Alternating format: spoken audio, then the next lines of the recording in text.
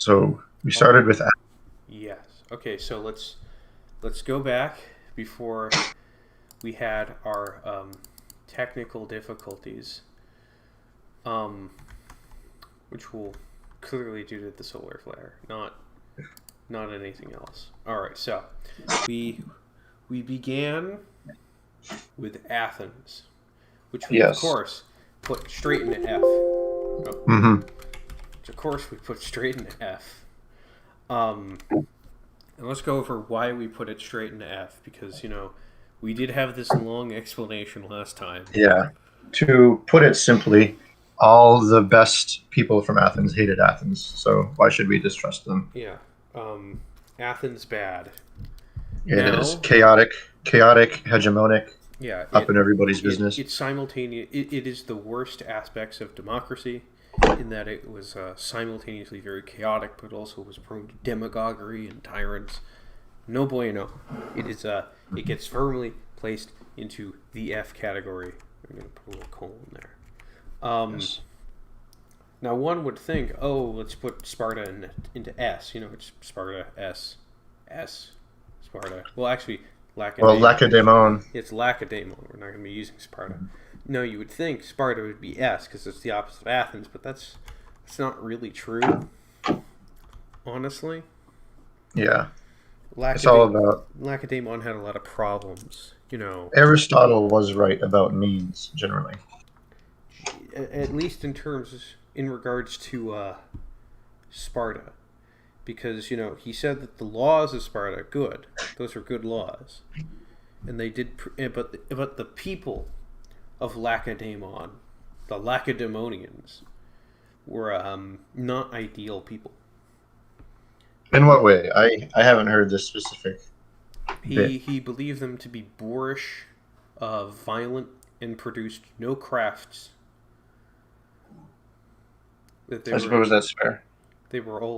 they literally all they did was violence and be lazy, and they always had to be dealing with revolting helots, and also the helots they did organize revolts. Right. In addition to being revolting, um, Yeah, the Helots really make the entire structure of Lacedaemon really strange. Because on the one hand, the citizens aren't producing anything; they're relying completely on slaves and clients, which the amount of effort that freed up is what gave them so much leisure slash training time, which is what leads to their reputation for skill in warfare, which is deserved. But it's also it's sort of like they had Jormungand wrapped around their city from the very start, where as soon as they relax just a little bit, the thing which maybe was giving them their exercise to be so good in war, the Helots, it strangles them as soon as they start to slip. And we see that when by Alexander's time they have the population crisis. There are no real Spartans left. yeah. And they Um, just keep slipping. yeah, despite the fact that they had the clear military advantage in every situation, they could never really leverage it because if they were gone from Lacedaemon for too long, there'd be a revolt. They'd have to go back to put it down, and that's ultimately what prevented Sparta, Lacedaemon, from destroying Athens. Yeah, All the times that they fought is they would get involved in a war, they'd be winning, then they'd have to go back. And then right. it allowed Athens to use their naval advantage, and it's just was just not great as far Yeah, as the because system.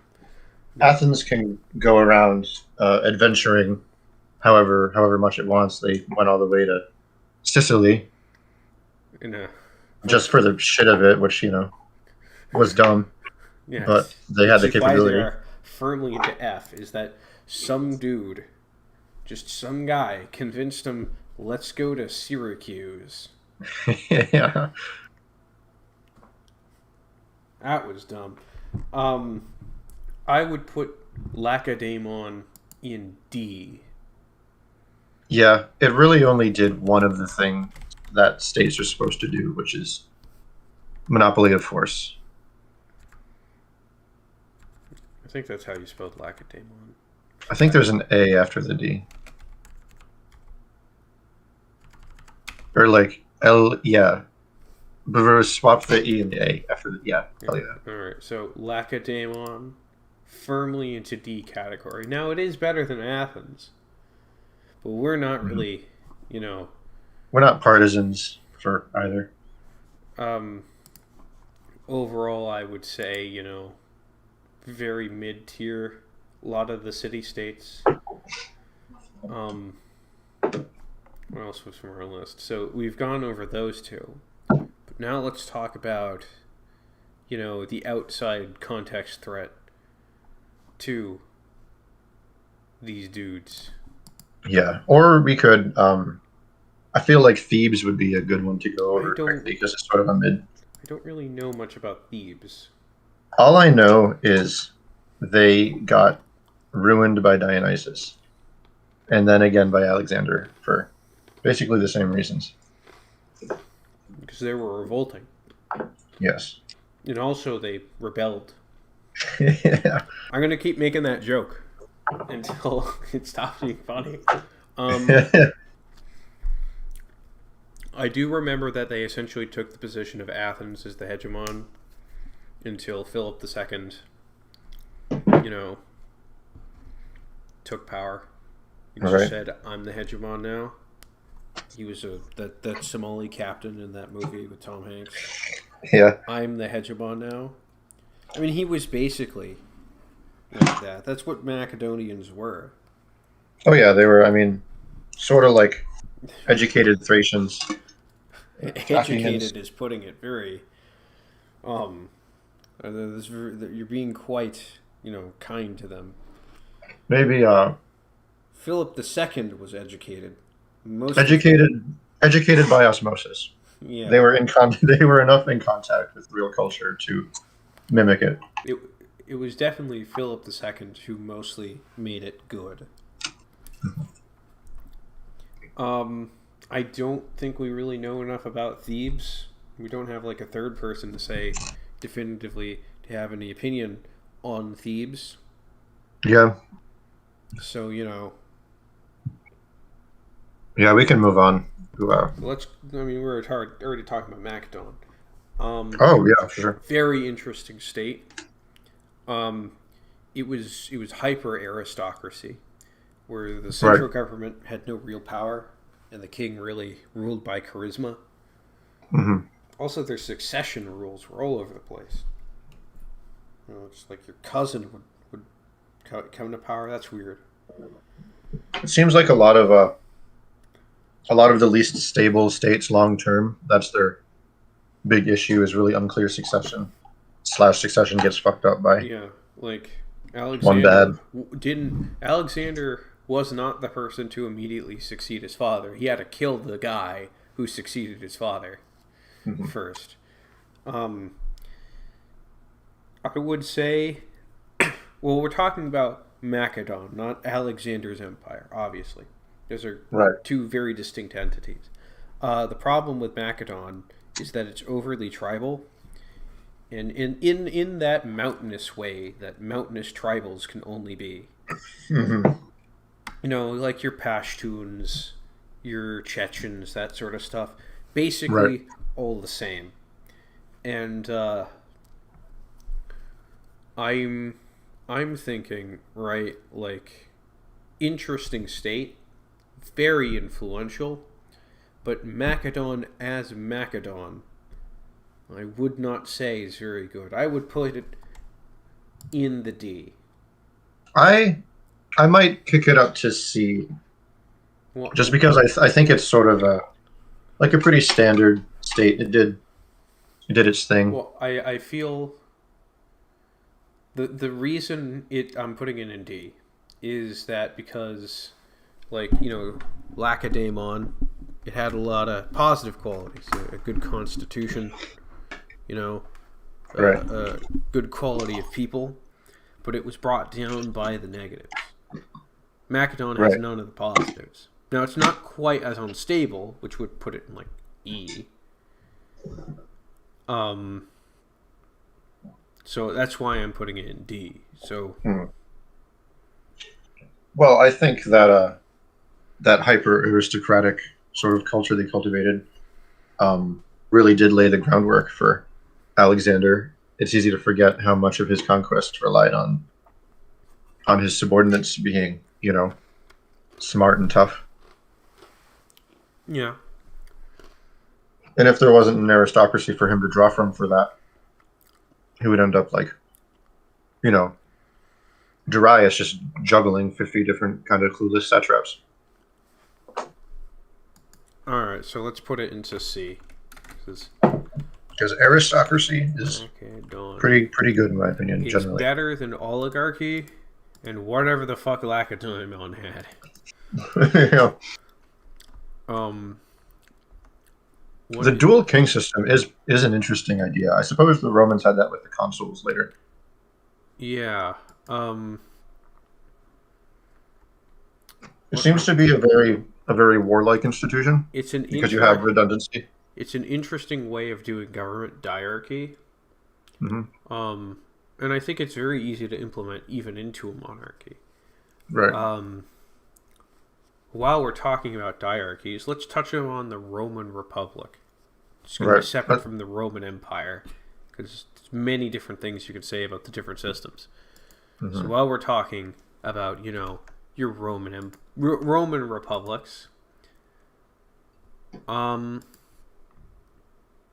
it's an interesting system. I would not say it's a good system. It's definitely leagues ahead of democracy. That goes without saying. I mean, democracy, automatic F in almost every circumstance. Pythagoras, not approve. Triangle cry. Do not allow. Not allow. Pythagoras, not allow indeed. Steal Syracuse pencil. But it's as it is not a democracy, it is automatically significantly better. Additionally, it was also the system at hand allowed it to expand more because the big problem of a lot of democracies, they're relying upon that tiny core population entirely within one city. Yeah. Which is just not it's not practical at all. Well, yeah, and even with pretty restrictive voting, Athens managed to have all the faults of democracy, even with a very limited franchise. Yeah, and a lot of the Hellenic poli, they had the big problem fundamentally is that they couldn't. It was really hard for them to absorb a new elite class, so they could never really engage in actual imperialism. All they could do is hope their population growth stays high enough for colonies. Yeah. And but with Rome, they had a whole system in place for absorbing new peoples as citizens. True. And actively engage in colonization, which was easy because you instead of having to go to what do they call their center thing in Athens? Shoot. I want to say it's not the Agora, is it? No, that was the marketplace. Right. Shoot. There's a really basic word that we're embarrassing ourselves by forgetting. clearly. But you didn't have to go to the government center for literally everything. That just takes tons of time. No one can be more than a day away from, the city center. It's impractical. Right. So every couple of years, you would come to Rome, you'd elect a guy, and then he would vote for you. Much better system overall. I think that goes without saying. It's really interesting to think about how all these little quirks in a system of government ended up carrying so much weight when it comes to running like an overseas empire with Yeah. provinces and such. The Republic is almost uniquely gifted at imperialism, which is something we Yeah, say even today. yeah. It's like if an alien like created a min max rule set for Rome. I've heard somebody say that about Mormonism as a religion, like an alien min maxing a religion for maximum utility. I can see that about Mormonism, which is as Demo would say, why it's bad. It's too Yeah. much utility. Too useful. It's it, tempting. it is. Mormonism is too immediately useful, which means it's like very obviously fake. You know, like it's too like a government that's intentionally made up. Religions, no, I don't like that. Um, in addition to the fact that the Roman Republic was just very important, and Yeah. unlike Athens or Lacedaemon or even Macedon, they didn't have the same useless Hellenic chauvinism. Mhm. I'm not talking about useful chauvinism. I'm Right. talking about useless chauvinism. It's explicitly different. We're not over here. What? What? Uh, Something wrong? somebody says the stream isn't working. What? I'm Right. talking about useless chauvinism. It's Are they not explicitly different. seeing We're your not tier lists, over right? here. No, no, it's fine. Hmm. Um.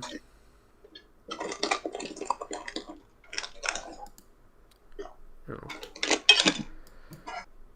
Uh. Everything's working. Anyway, um. So, basically, it succumbed to a lot of the more useless chauvinism there is.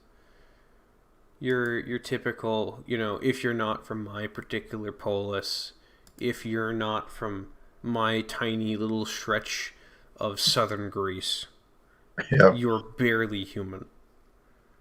Yeah. That's a big problem, I think, right? With I would agree. with a lot of the Greek culture, and Rome didn't have this. They were more than able to freely absorb new cultural aspects and gods, and not chimp out over Right. nothing.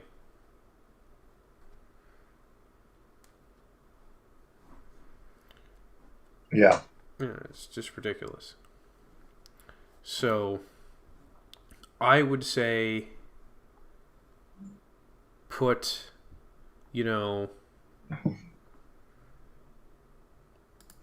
I would put it into A, honestly. Yeah. I would say what's keeping it back from S is basically just that I would personally rather see a world where the Seleucids and maybe Mithridates Pontus stood standing. I think the Roman Republic definitely had the problem in that it was indicative of a lot of you know,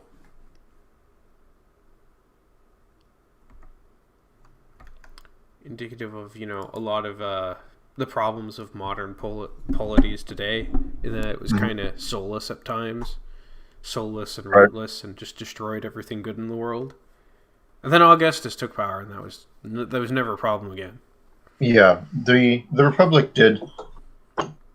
It had like similar patterns of corruption to Athens, but it just took a lot slower. Because of the Republican system. Just Yeah, which basically just meant that it had this buffer. yeah, decay in the population would be buffered by keeping elites in power who decay a little bit slower, but they still eventually do decay, and then you get the whole like second century BC where it's just rich guys throwing their dicks around, destroying livelihoods, and the political system that put them in that spot in the first place. Yeah. So it is very firmly right there in A, which is pretty good. But now that we touched upon the Roman Republic, before we touch upon Mithridatic Empire and Seleucids, let's talk about Alexander's empire, because I don't want to be jumping around too much. Yeah, it sets the stage. Plus, we've already talked about Yeah. its So, three, I guess, prior systems. Alexander's empire, I think it's uncontroversial S. Yeah, for sure. Um, Not only was Alexander, the avatar of and son of Dionysius, which, automatically S tier. S tier Right. god, as every god is S tier. Hmm. Can we get a so true in the chat that So true. every god is S tier? um, uh, but let's actually talk about why it's good. Yeah. Um, I mean, it Actually, totally. it might be easier actually to first talk about the Achaemenid Empire, because it's Yeah. nice. It's easier to contrast. So, put a pin in that for a second. All right. Achaemenid Empire, because it's literally the only thing we could compare it to. Yeah, I mean, he sort of just took it over in a way. People say that he destroyed it. It's more accurate to say that he succeeded it. And Yeah. it fell apart. But the Achaemenid Empire was already on its way out anyway. So, It's almost like he added Greece to the Achaemenid yeah, Empire. he just added it. Really. Yeah. But I would say Achaemenid Empire. B. I'm not sure. B. I'm thinking Little- B. I guess it because- is a little like loose. Yeah, because the Achaemenid Empire, I like the bureaucracy. That's good. It's superior to the traditional feudal systems that were for big empires a lot during the era. Mhm. You know.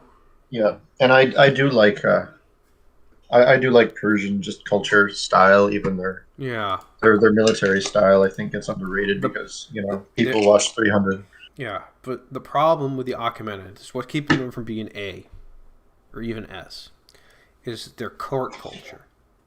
And this is a big problem of a lot of Oriental empires, is their development of their court culture, and it's just never good. Hmm. You had, the Magi, your eunuchs, your 10,000 cousins, your Right. harem, not good. Because it just resulted in stuff like how Darius, was it Darius? I think it was Darius, who assassinated and usurped the rightful Shah on Shah, and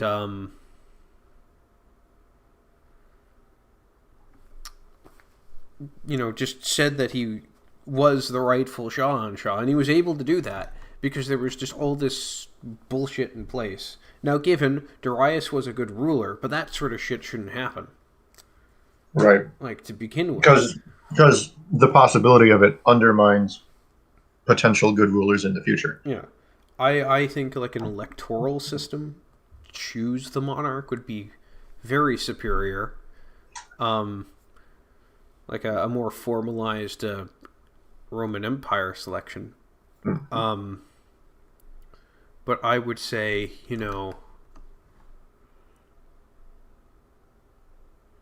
Well, I think it points to sort of an interesting cleavage between political systems. I think when you get court cultures, what makes them especially gross and unreliable is that opposition is hidden because ostensibly it's one big family. So instead what you get is backstabbing and just treachery and all this gross stuff, which I think is way more dangerous and deleterious yeah. due to the rulership. If you then- if you focus, opposition into things like parties, Right. you can have it be more open, and you can have discussion. I know, shocking. Yeah. Discussion about something, Mhm. and you can come to a consensus. And Yeah, by keeping it into the hiddenness, Mhm. it's just not good. So, would you agree it is a B tier? They had some really good monarchs. Your Kyrus, your Xerxes, Mhm. your Darius, very good monarchs.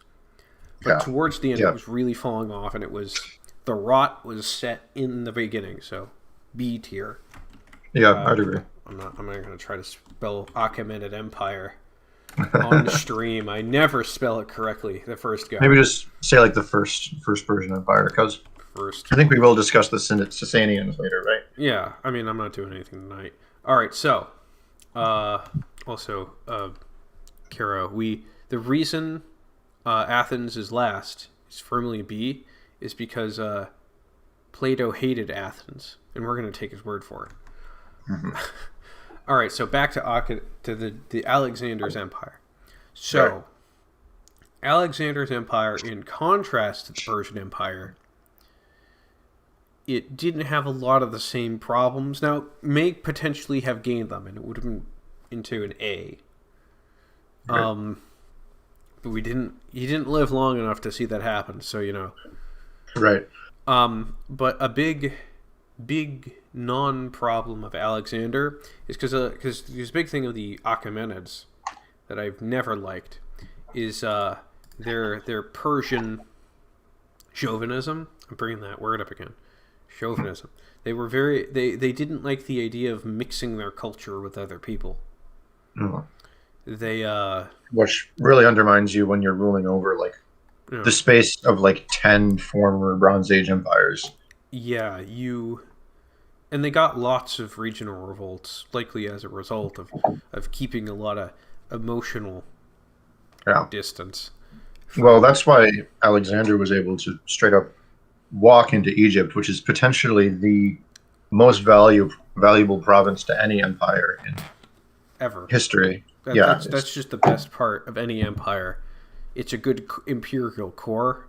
It's why the Ptolemies were able to do so well. Mm-hmm. And unlike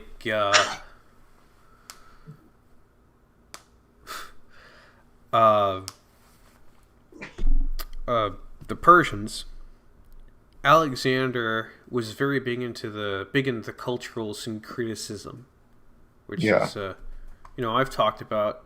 I like, you've got to take your cultural aspects and you just put them together, and it produced essentially Neoplatonism, which is not distinct. Neoplatonism is just Platonism. But it definitely allowed for the introduction of a lot of... Yeah, well, without Alexander bringing Hellenism to, like, specifically, like, Syria and Levant, we wouldn't have Iamblichus, we wouldn't have, I think, Porphyry. We wouldn't have the Chaldean mystics. Right. It introduced a lot of philosophy to the east. We wouldn't have the west. We wouldn't even have Plotinus. He was in Egypt. Yeah, well, I think he was a Greek. But he grew up around the Egyptian sort of syncretism, didn't he? Yeah, but the point is that the syncretism allowed for all these great things. Fantastic. You really cannot get much more important in a historical sense. Yeah. Like even if, like, theoretically Alexander lived to 60 and then his son took over, there probably would have been all sorts of problems, just like politically on a very practical level with his empire, that if that's what we were like ranking for, would put it elsewhere. But overall, it was really just so important for history. It laid the foundations for everything that happened for the next 600, 700, 800 years. 2,500 years, easily. Yeah. Where we are still not seeing the end of Alexander's influence. We're still figuring new stuff out today, I would say. Yeah. Which is why it is firmly in the S tier. There are no great philosophical realignments were done or discovered during the time of the Achaemenid Empire. Yeah, they were... Also Cyrus the Great, not literally the avatar of one of the most important deities. Mm-hmm. So, That's why Alexander's empire is S tier.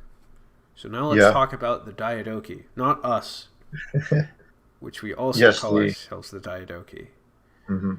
We're The, talking about the empires. the successor empires of Alexander. All of them were pretty cool, except that motherfucker, Cassandra. Which Made fuck, which area did he rule? He wasn't Macedon. in Macedon proper. I'm so used to thinking of post-Alexandrian Macedon as being Antigonid. It was well, As, it was as Cassandrid. Then it was and Antigonid. initially, yeah, because And then Antigonus was there was Pyrrhus. Then back to being Antigonid. Pyrrhus was like kind of just an intruder because he wasn't native to Macedon, right? He was married to one of the Argeads, I think. Yeah, he was married to one of the Argeads, and then he was invited to take control over it, got kicked out. Then, no, wait, he was invited to take control of it. He said no. He wanted to invade Syracuse instead. He was invited to become the tyrant of Syracuse. He did that, fought Rome, lost, decided, all right, now I'm going to take over Macedon, which he did. Then he invaded Sparta and died to a ceiling tile. Yeah, now, given it was a Spartan, ceiling tile, so that's nothing to sneeze at. Thrown by a Spartan grandma, supposedly. Yeah. I mean, a Spartan grandma, a modern Greek grandma is threatening. I can't imagine what a Spartan grandma would be like. Yeah. Laconia at D. Actually, that is the reason why we said Laconia was bad, is because too many revolts. Yeah. They They were almost too hardened for their own good. Yeah. They couldn't produce anything besides for soldiery. Yeah, which is all well and fine. That would be good as like a region of an empire, not. Yeah. That's like the Sardaukar from Dune. Dune Empire. S+ tier. No, you might say, well, that's not a historical empire, that's what you think. Mm-hmm. I've been taking spice. I know what's going to happen. Time is a flat circle, so they say. Time is a flat fucking circle. All right, but back to the successor empires, of which there are a lot. Quite a few. Where should we start? Let's start west to east, as is right. Let's firmly ignore Thrace. They did nothing. Basically, they're just tribes, aren't they? No. There was one of the successors who ruled over Thrace. He took a little bit of Asia Minor, died, and then Seleucus took it. All right. So, ate it like a chump. Not even worth putting on here. Nil tier. So first, the Antigonid Empire, the one to destroy it all. Actually, Pyrrhus. Oh, he died in Argos, not Sparta. I thought he died in Sparta. Huh. Weird. Anyway, he's the one to destroy Alexander's empire, actually. And he was also the regent, I think? Very odd. But he was the, Antigonus One Eye, Monophthalmos. Very cool dude. Empire lasted about 15 seconds after he died, though. Yeah. I would say I'd put it in C tier. Very incredible general. Nearly took over the whole empire from within. But it also lasted like 15 seconds after he died. Didn't really leave particularly many lasting cultural things. Yeah. But I would agree. I would agree C is fine. Yeah. Not bad. Impressive. But it did collapse pretty much instantly. So Antigonid firmly in J tier.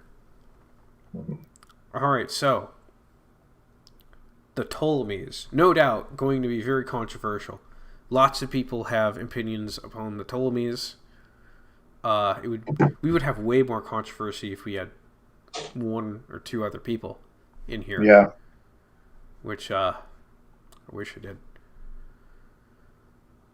Um. Oh, so he was killed by an Argive. We're gonna rate Carthage soon. We got to deal with the Diadochi over here. Okay, so he was murdered by an Argive tile.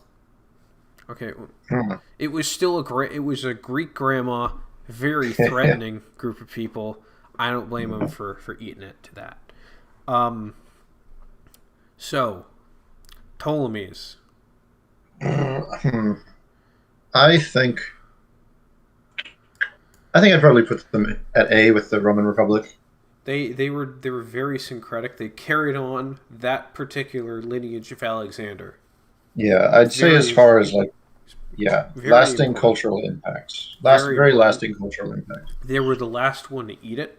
They never disintegrated into decadence or to infighting much. To incest, maybe, but not quite.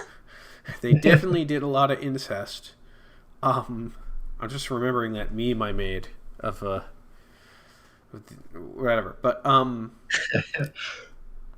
the incest makes me want to put it into B, because royal incest is never good, except when the Japanese did it. Well, what made that different? Well, the Japanese didn't do it like straight up. Is that the Japanese, the emperor, his son and his daughter would marry different people, but then their son and their daughter would then marry, and then that would be the emperor. Interesting. Is that still going on lately? No, but that's what they did in like the 9th century. I don't know why I know that, but that is what the Japanese did at one point. Interesting. I would say the incest was not great, which just makes me want to bring it down to a B. If anything, it almost seems like completely like they were kind of, like it seems like they relied for their whole thing on like pretty much a quite small elite of Macedonian/Greek colonists. Yeah, for all their syncretism, they never really integrated. I feel like they kind of only made it so long because the native Egyptians were just so like whipped and lazy at that point. You know what they say about peasants? Not peasants. Egyptians are. I think they did marry out of the family a little bit from time to time, but I think it was they had enough inbreeding that people can identify from their portraiture that they were inbred. Yeah. Like if you can't hide it in your statue, in your public statues of yourself, you might be pretty inbred. Right. Yeah. But they were very important, and though for all of their syncretizing, they never really integrated with Egyptian culture. Which it's sort of interesting how even when Cleopatra died, and they just kind of shifted their whole thing over to the Romans. Like a lot of stuff stayed in place. It's basically just like a layer over Egypt that the Romans then sort of just commandeered. Yeah, there's tons of like statues of Augustus and Nero and whatnot in pharaonic wear. It seems the Egyptians just didn't care so long as they were more or less left alone, which But the Ptolemies were very impressive. Lots of great public works, which again I could not in good faith put them in anything less than a B. I still feel like as far as their lasting impact, they deserve to be on par with the Roman Republic. Because I know that seems like maybe we've underrated the Roman Republic, but that's mostly because I think the Empire was so much more important. The Republic basically just was there, won a few wars, a civil ward itself until Augustus could do something cool with it. Yeah. All we'll put it in A. We're gonna end up with just like, no doubt the Seleucids are going into A. But Yeah. Yeah. So I could. Are we going to do the Seleucids next or what? Yeah. I mean, they're the Yeah. next one. I might say they deserve an S. I think they adhered to Alexander's. It's a pretty bold statement to make. I would say they adhered to Alexander's vision best of any of the Diadochi.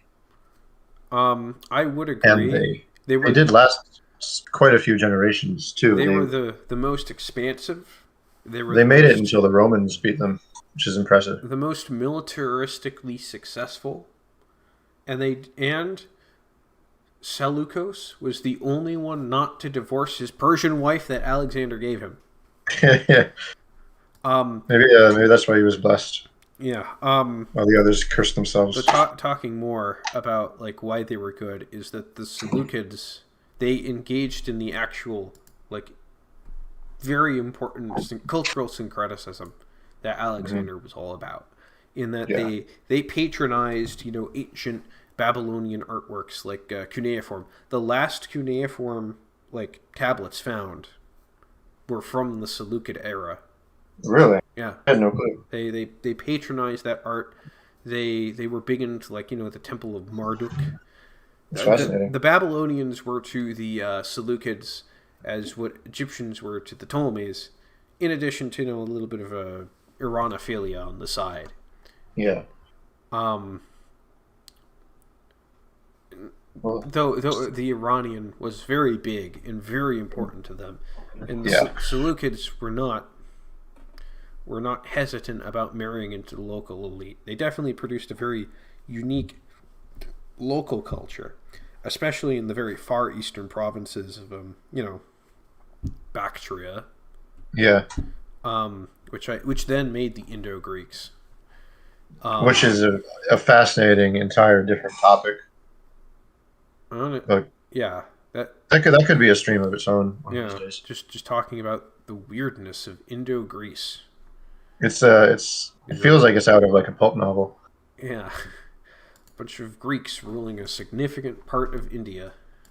Mm-hmm. But how could we forget? They sacked Jerusalem for the first time. They sacked not the first time. Well, I suppose not the first time, but it was the time that the Hebrews cry the most about. That's how we have Hanukkah. Yes. They cry to their one God about it, Mm-hmm. I think that warrants an S. In fact, they give a. I think even if we have any Jewish viewers, they should thank the Seleucids for such a nice long holiday. Yeah, I mean, now that you don't have to see the Christian kids, Yeah. or I guess the Diadochi kids when we took over the world, because 5 days of Saturnalia, I will not settle for anything less. Absolutely. I'm still saying A, because while owning monotheists is fun, I don't think that's reason enough to go up a tier. Because, S tier, we have literal divinely mandated state. Yeah. The Seleucids, for all good they were, I would not say that they were quite, literally ruled by a god.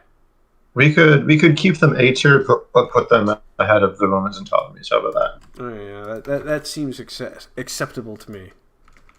All right. Oh, by the way, we forgot to say again this time. Our rule is that we have to agree on every single one. We can't just cut the difference. Like if you were really split, we can't just say, "Oh, I think example land is S," and he thinks, "Nah, that's example land sucks, F." We'd have to actually figure it out. We can't just put it in C. Right. We hit the Diadochi very quickly. Bactria Bactria needs more talking about. We'll do Bactria later. Okay, Yeah. so I'm thinking. Let's hit Carthage. Yeah, Carthage. Carthage is a controversial topic. It could be our first E, but I'm also willing to put it in F. I think, I was gonna put it in C.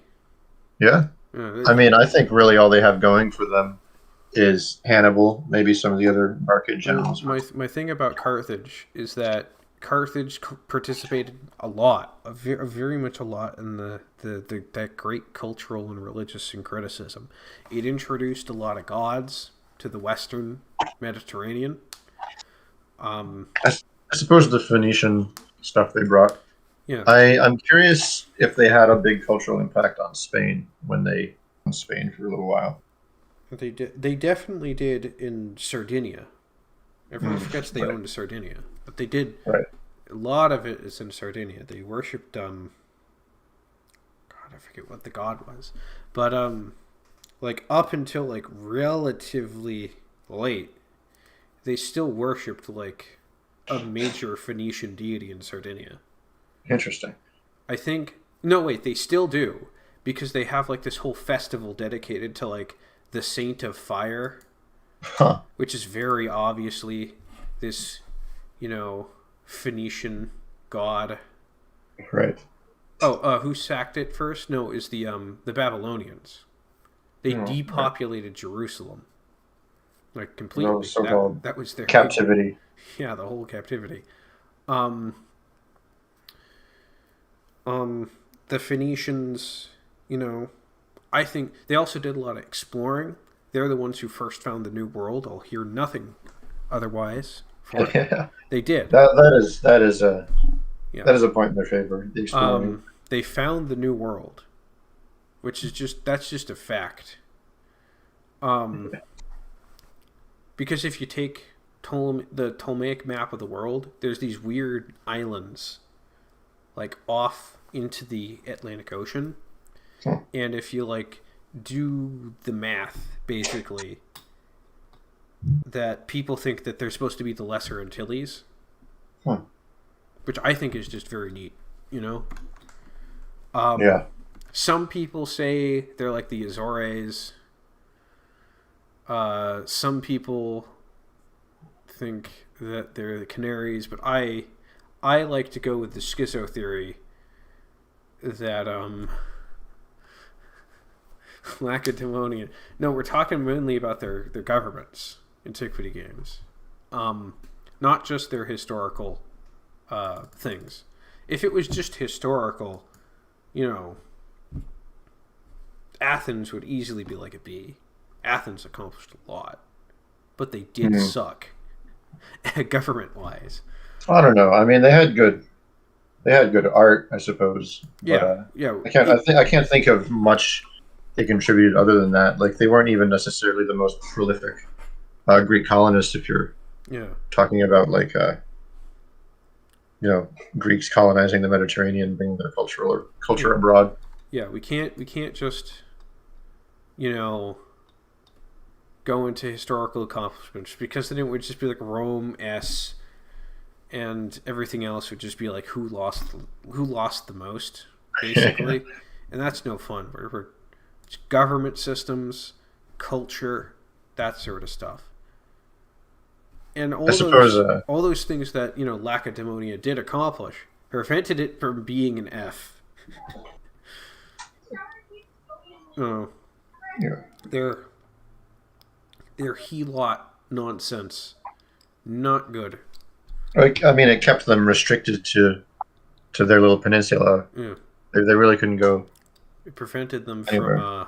from engaging in actual imperialism. Mhm. No, not great. So, Yeah. back to Carthage.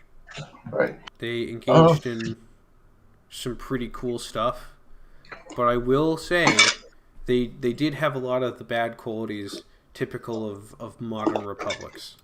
well, yeah. That's my main thing with them.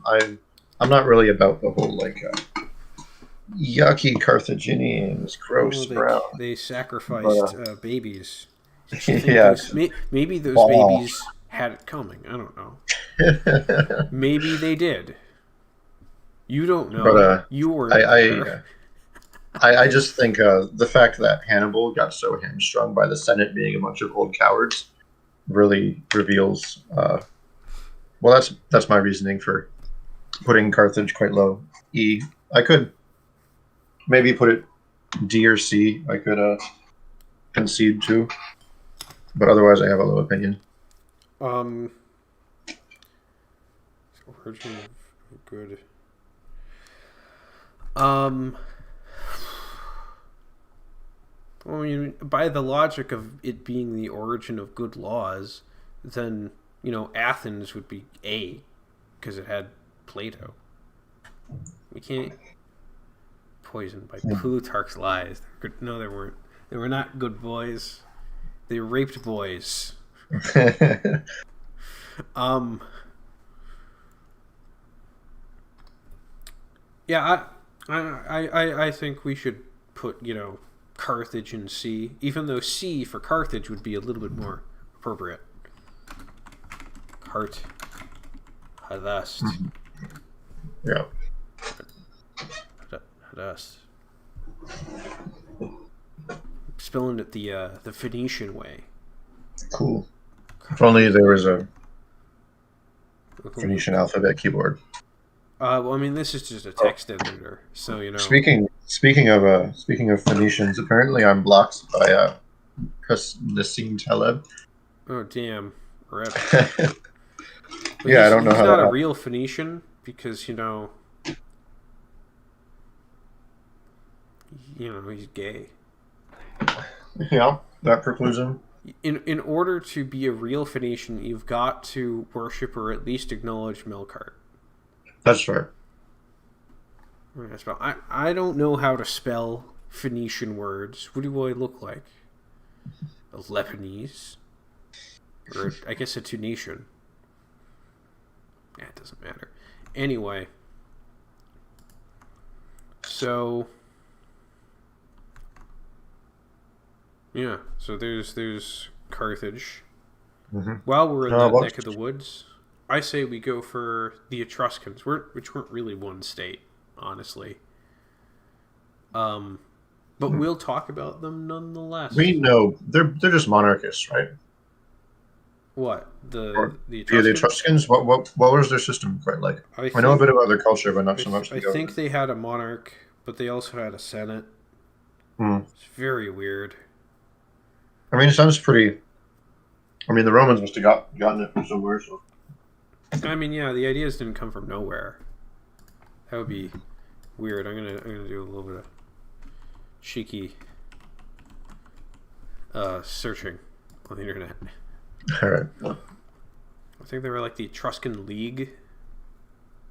Oh, yeah, like a city-state confederation. I think it was Probably, like but probably I think they each petty had like kings of each city. yeah, I think they probably had like each their own monarch. I think I don't really know.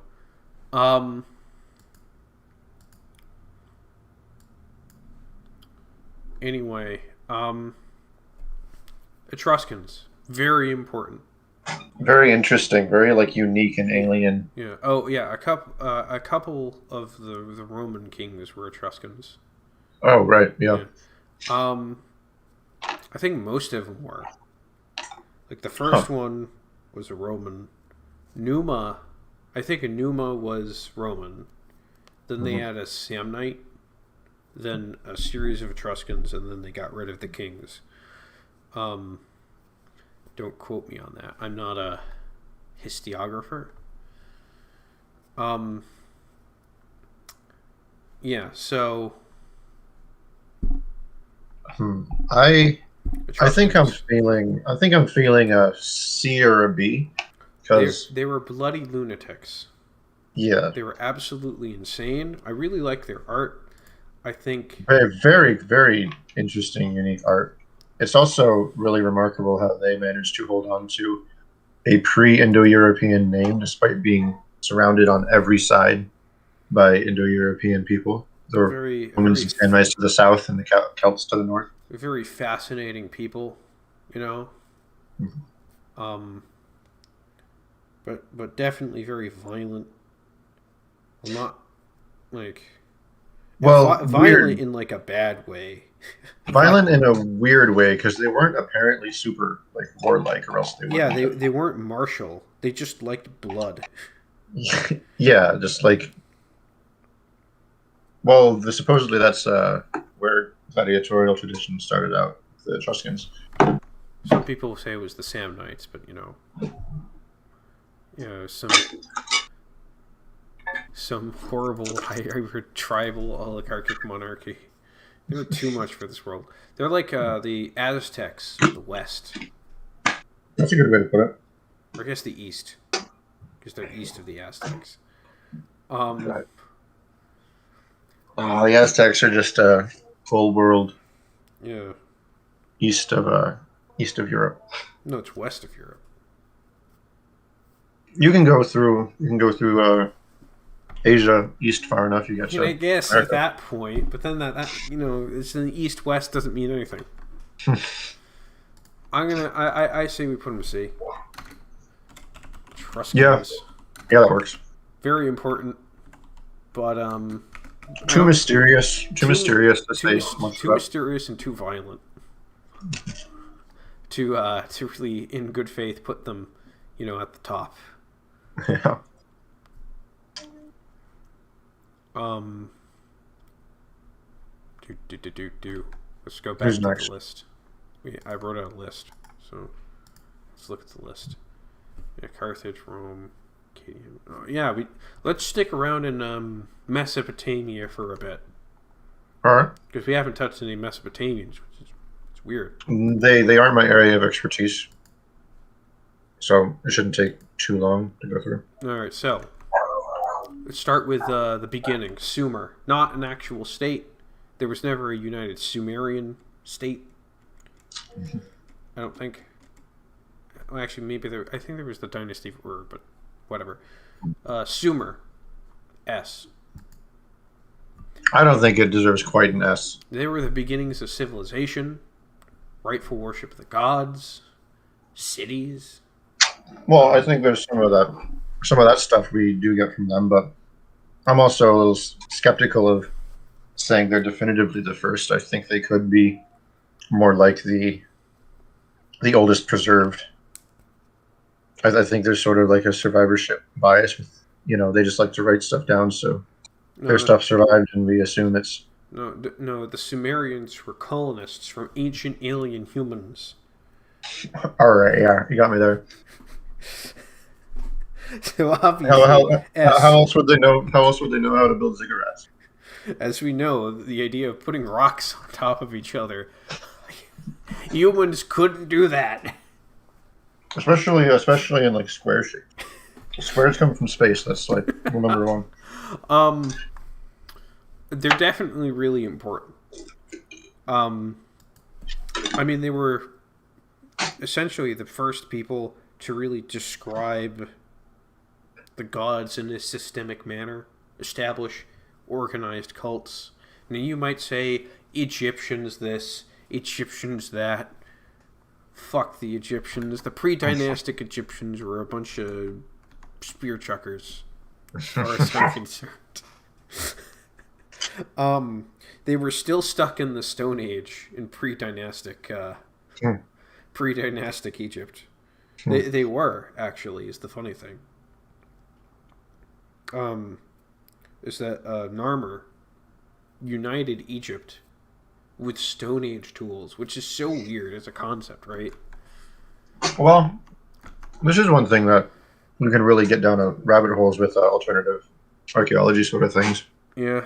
I think it is kind of a testament to like what's difficult about civilization is much more social than technological. I think you can have some pretty advanced social technologies, laws, etc., without necessarily needing, bronze. Which is part of why I'm skeptical of Sumer necessarily being the origin for a lot of things. even if they are the oldest that we know of. Well, I would say at least A. Sumer, Yeah, yeah, I'm very, done with that. very important. I mean, we still worship the Sumerian gods, even if not directly. I mean, Aphrodite, Sumerian. Hmm. Um, Apollo, Sumerian. Hmm. Don't let Mark hear you say that. Apollo Marky was Mark. Apollo was I mean, he wears a Phrygian cap, Yeah, which was Greek, standard literary signage for, or not, well, artistic signage for he's Oriental, yeah. despite the fact that the Phrygians were Thracians, which just meant north. Hmm. Very weird of them to do that, but they did do that. Okay, so next one, Akkadian Empire, the first of the universal empires. Sargon. Sargon, not the fat redditor from. I think the fat redditor probably knocks him down a tier from wherever you want to put I would not say. I mean, at that point, like Rome would be at the bottom just because of the Roman Catholic Church. him. We're the real Roman Empire. I guess Yeah, that's fair. sure. I mean, I guess they do bugger the same amount of boys. Um, I would say, well, the Akkadian Empire, very important because it's the first universal empire. It's the first Yeah, state that the gods gave the license, the mandate to rule all the earth in their name, and they did rule all the earth that mattered. yeah. Um, So which where are you thinking? I the Akkadian Empire itself very significant. But the Akkadian Empire itself, not that great of a state. Hmm. It collapsed pretty quickly in. It was like only 4 monarchs in, Yeah. which prevents me from putting it like into S. Well, what do you think of B next to the Achaemenids? Because Yeah, they're a pretty important universal the empire. The Akkadian Empire, right there.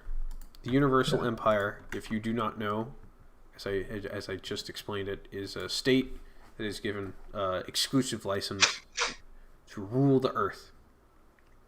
The entire planet rightfully ruled by them. And anyone that says otherwise is in a state of rebellion. mhm. We have no universal empire right now. We're in a state of interregnum, and it have been since I think like 1910. That's when the king fell, right? The king of where? The king, Of England? the King Empire. Oh, yeah, something like that. Yeah. It's not the Qing. That was a different dynasty. It might be Qing. I don't know, but I call it the When did King. Elvis die? That was the end. I think it was like the 70s. Yeah. Thank you very much, Zeus. I will execute rule over all the earth, and I will rule righteously. That's a New Vegas mod waiting to be made. The king over all the world. So yeah, Akkad firmly in B, not helped by Karl of Kakad. God, Zero. remember? Didn't he like try to run the UK Independence Party at some point, or was it just a I candidate don't for it? remember. I don't pay attention to politics. 2016 was I another don't pay. world. We are ignoring politics. That's true. Babylon, immediate successor of Akkad. It was founded by the Akkadians, Mhm. and we're just Babylon. We're not splitting the hair of Neo Babylon, or regular Babylon, or old Babylon. It's just Babylon conceptually. The nation of Marduk. A. I think it should Yeah. be firmly an A. Very Yeah, that important. Not only did it so thoroughly own the Israelites that they created a whole new religion out of cope. But the Babylonians were the first people to attribute absolute morals to the universe. Hmm. They believed that injustice is what caused misfortune. Or at least they were the first Yeah. ones to write it down, which counts for something in my book. Yeah, for sure. Yeah. They're also a center of very, very deathly important oracles, mysteries. They're essentially the source of theology, I would say. And thinking about the gods in a systemic way. Very important. You really can't overstate it. For sure. What prevents them is that they weren't that great of empires. So they're not quite on S. S tier is only empires except for like a theoretical Politeia. That would be S tier. But that doesn't exist. Never has. Probably never will. It'll probably be an empire instead. So that's Babylon right there. Right. What's next? The Assyrian Empire. People delineate the Assyrian Empire into the Assyrian Empire and the Neo-Assyrian. That's actually a misnomer. And I disagree with the statement. Because the Assyrian Empire of the Bronze Age was a continuous state with the Neo-Assyrian Empire of the Iron Age. And it was the same dynasty, too. They ruled for like 2,000 years. It was ridiculous. Not 2,000. Like 1,000 years. But that's still that's ridiculous. Assyrian Empire, very violent. Very ridiculous. Oh, first. Sure. And there are still people around who call themselves Assyrians. Ridiculously violent. Mauryas and Guptas. I think we can go take a detour to India after we're done with Mesopotamia. Sure. We should be done with this after. Absolutely. Just ridiculously violent. I can't overstate how violent the Assyrians were. Where do you think that puts them? Because like having a one dynasty rule that long is quite impressive. It's very impressive. They definitely held the mandate for their entire existence. They held it like gripped in their fist for 1,000 years to mandate to rule the whole planet. Yeah. That's pretty good. I think that's the longest standing dynasty to exist. Wow. Maybe the longest standing continuous state, actually, at that. It depends how you delineate Rome, probably. They separated it into two. I would not count it as truly one continuous state. Unless Rome haters are in the room, in which case it is absolutely one continuous state. Though I would argue that Rome died with Julian. Yeah. Okay, but Assyrian Empire. B? I would put them at B, in that they were a little bit too zealous on the killing people. Yeah. I mean, they're also a little like. I feel like if they had more of a important impact, they would be less of a not philosophically or theologically important, but they preserved civilization through the end of the Bronze Age. That's pretty. Which is, can't overstate that enough. But the fact that they, burned people to death and then made their relatives eat their ashes, I think that's a bit far. I understand, desperate times, desperate measures. I don't think times could get that desperate, if I'm being honest. Yeah. There's really no reason to ever desecrate a corpse, in my opinion. I don't think there's any. Unless it's like Constantine. I would desecrate Constantine's corpse, but that's just because of he was a bad person. In addition to being a Christian. Yeah, it's really just insane how hagiographised he is because of his political contribution, when really just he boiled his wife alive, right? He boiled his wife and his son to death. Which in a bath. It's just ridiculous, honestly. Yeah. That's monstrous. Anyway, India. Wasn't it because of an incest thing as well? No, it was because there was the fear that they were going to overthrow him. They said it was incest, but there's no evidence of that. So, India. Mauryas and Guptas. I wish I was more educated on that area politically. Was it the Mauryas who beat back Alexander when he overstretched? No, that was Poros. Poros, right? Who wasn't even remarkable in Indian histories. So the Mauryas, they were the ones that fought the Selekids. You had the emperor that converted to Buddhism and made it a thing. Right. Yeah, mixed feelings on Buddhism. Ashoka. Well, Ashoka is apparently a quite legendary good king archetypally. Yeah. But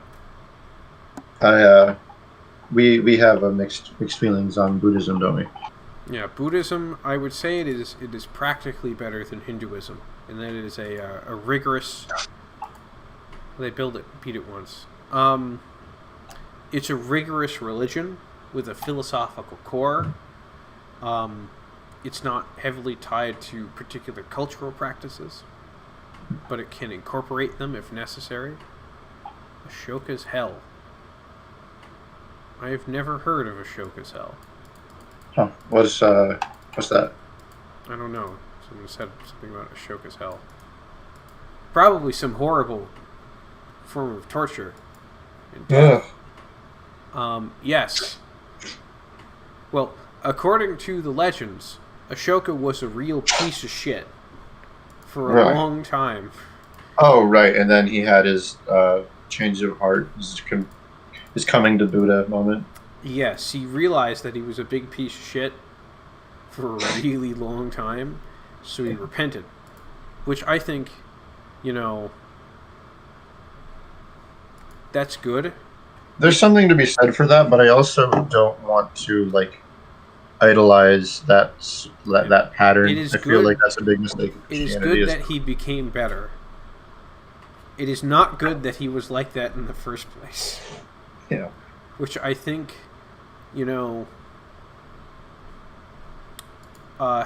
definitely has something bad to say about the Mauryas, is that they could produce such a monarch. How long did that dynasty last after him? Probably not very long, honestly. So he was only the third. Right. They had 4, 5, 6, 7, 8, 9 successive emperors. That's not so bad. I mean, I think that's longer than any one Roman family held the throne, right? Yeah. They ruled until 184 BCE. I don't know. I'm thinking Mauryas, they're very important, especially for, reforming a lot of the culture of India, because they consolidated castes and stuff. I'm kind of feeling a B or an A. I would say B. Yeah. Important. Yeah, B or. But I feel like a lot of the contributions of the Mauryas are mostly contained to India, which prevents it from really rising up more. Especially if you're talking about, Buddhism eventually got chased out of India. Yeah. Which I suppose would make the Mauryas influential in China, Tibet, etc. Yeah. Stabilize the empire.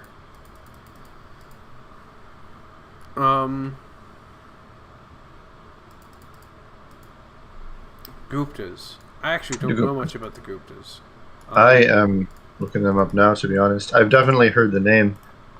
Here it says Chandragupta. Never. And then there was I don't remember if Chandragupta was a Gupta. I remember there's definitely a Chandragupta who was not a Gupta.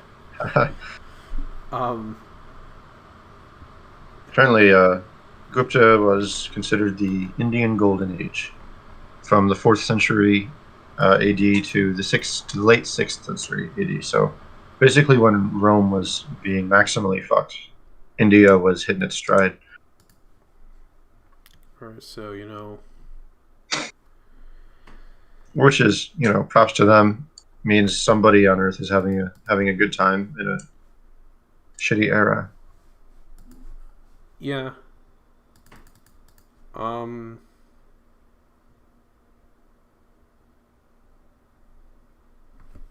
Okay.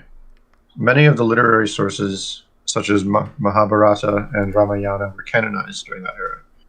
I would say that's pretty that's pretty good. important. Yeah, it's Got lots of sort of the culture. sounds like sort of like the comeback of like a standardized Hinduism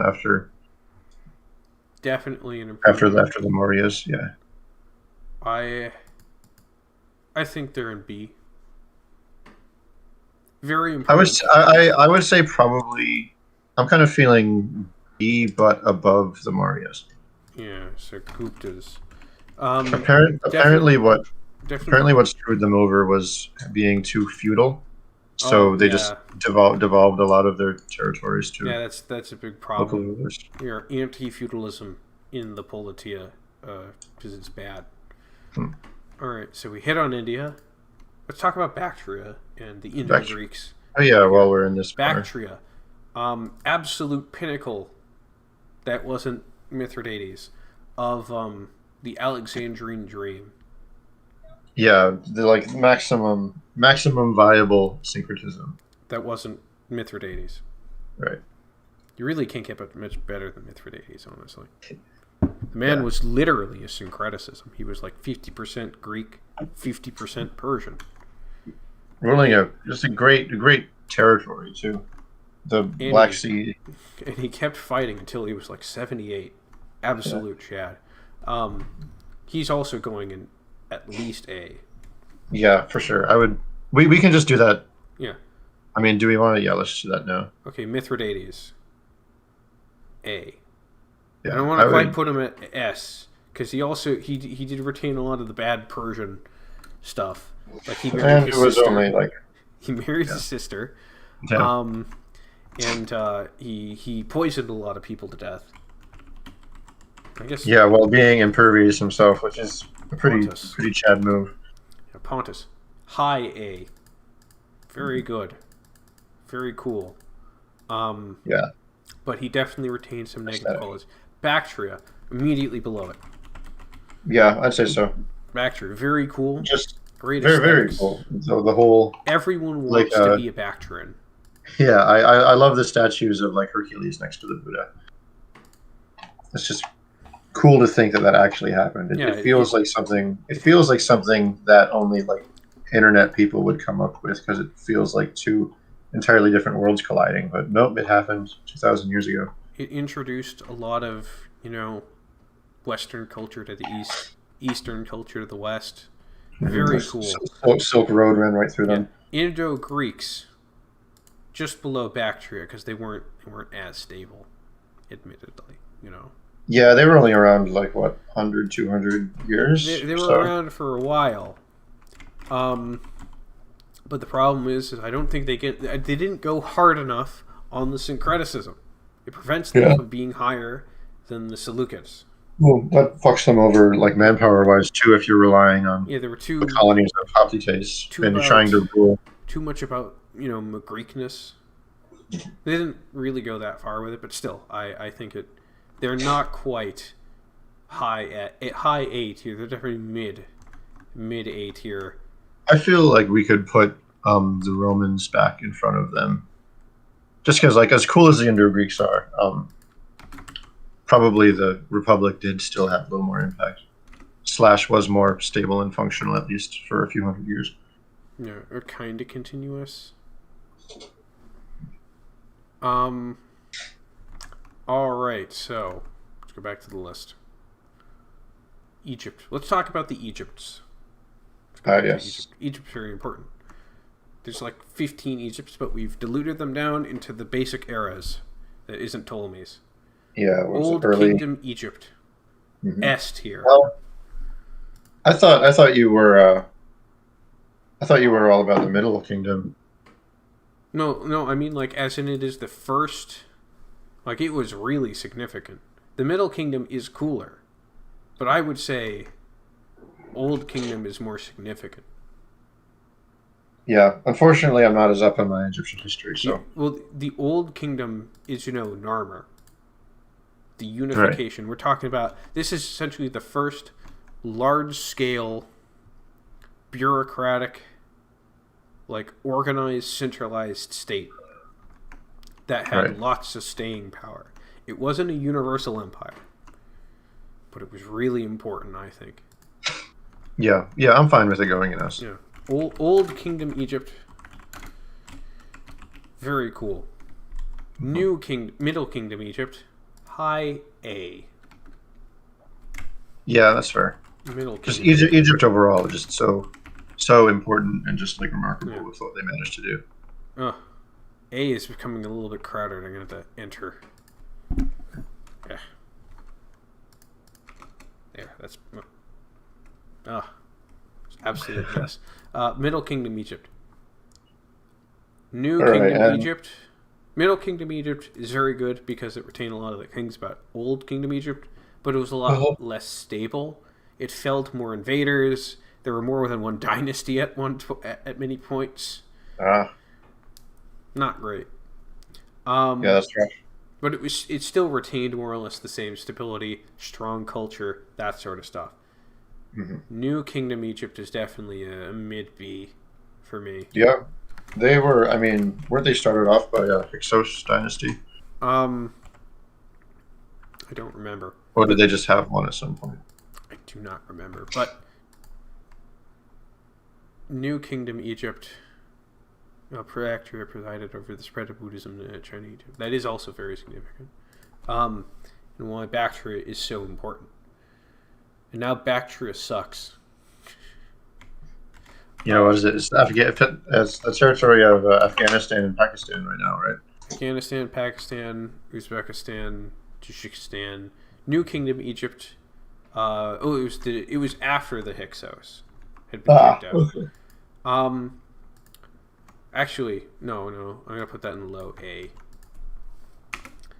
They're the ones that fought the Hittites and lost and coped about it and said, well, actually, no, we just let them have Kadesh. We let them have it because we're very nice about it.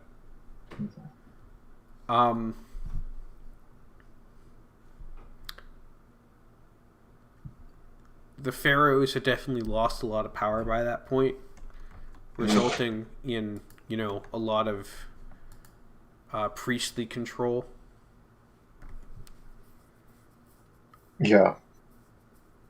Which is Which as much as we would want to be okay with that, it doesn't seem to treat empires very well generally. As much as we like priests, seeing as we are priests, priestly control of states, I don't think that ends up very well most of the time. Yeah. You get too much politicking. Mm-hmm. Always vying for influence. Never good. That's the Egypts. We don't really know enough about Egypt to really argue over it. About their like specific system and structures. Yeah. I'm generally favorable to like divine right pharaoh monarchy. I can't really say anything bad about Egypt. Other than we're kind of just the autism of Atenism. Yeah, that's... Oh, yeah. Atenism was literally just a reaction to priests having lots of power. That's never fun. Yeah. All right, what's up next? What is up next?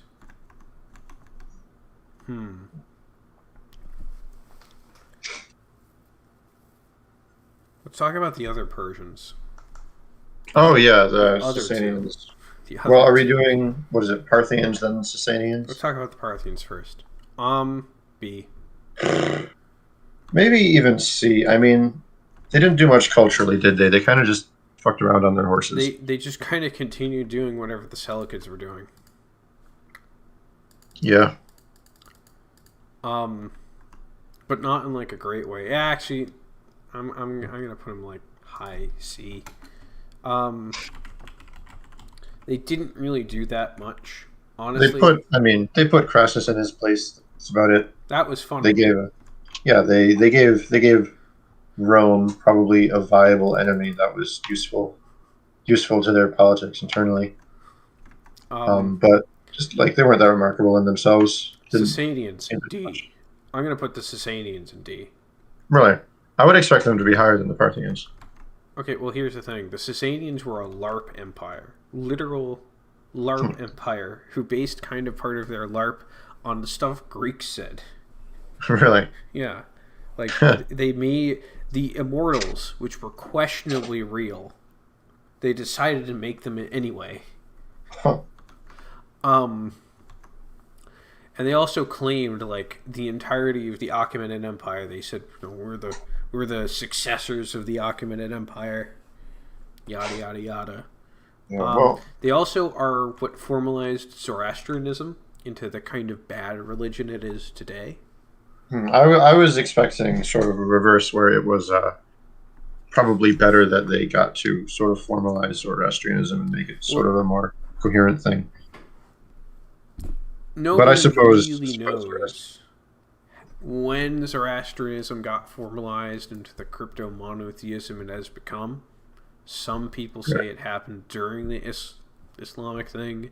Some people say it happened during the Sasanians.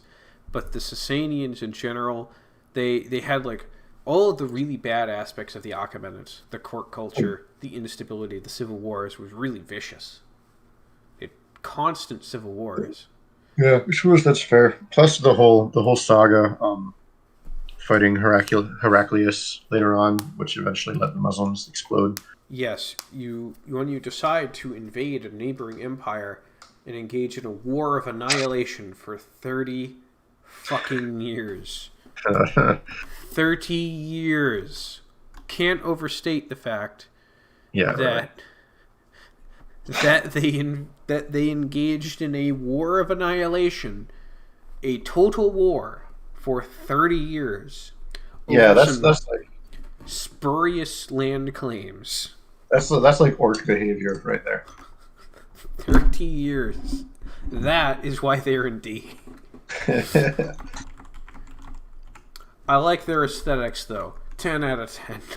True. Very, very pretty.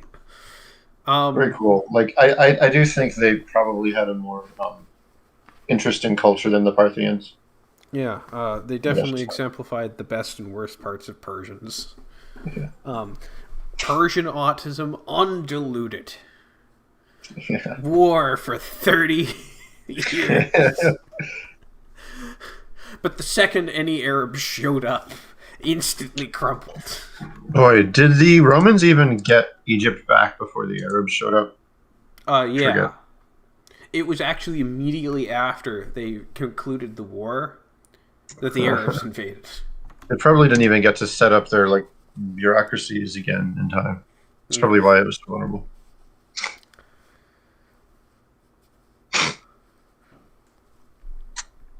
Yeah, I would say probably at least for the duration of their war of annihilation, they were a little more on the gods' side than the Byzantines were at that point. If I was living at the day, I would be rooting for the Sasanians because they nominally worship the gods, as opposed to the godless heathens that ruled Rome.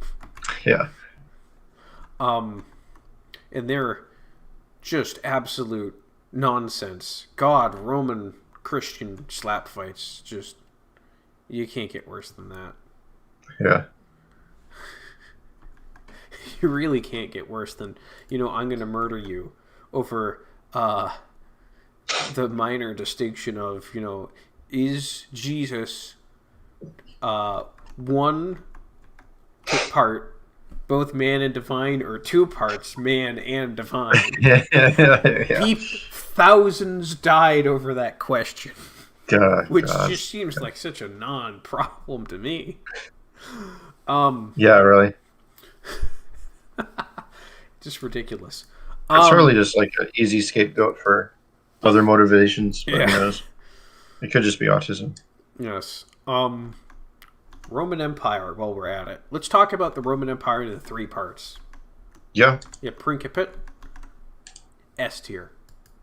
Oh yeah, for sure. The It's Principate. like the defining feature of the next millennium You can't really get much better culturally. than the Principate. It was just a series of very competent rulers who, Hmm. some of them, really hated the Senate.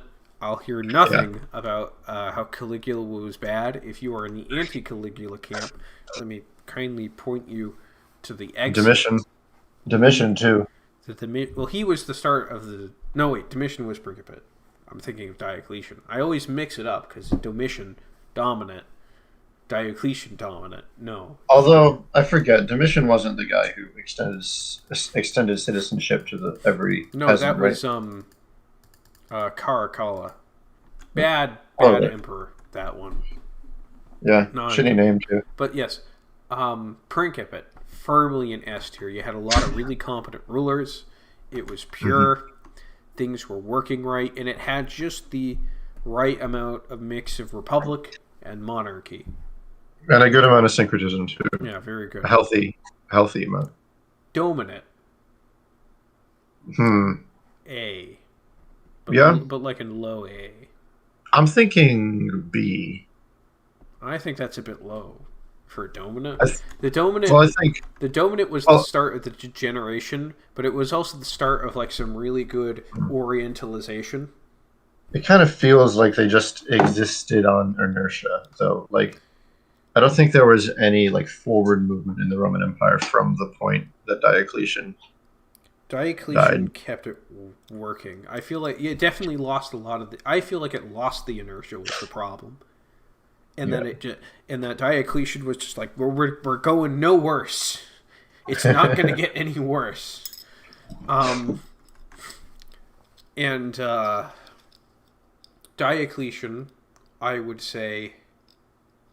I mean, if we're just talking about Diocletian, I would say he's like a high A tier leader in charge of like a C tier state.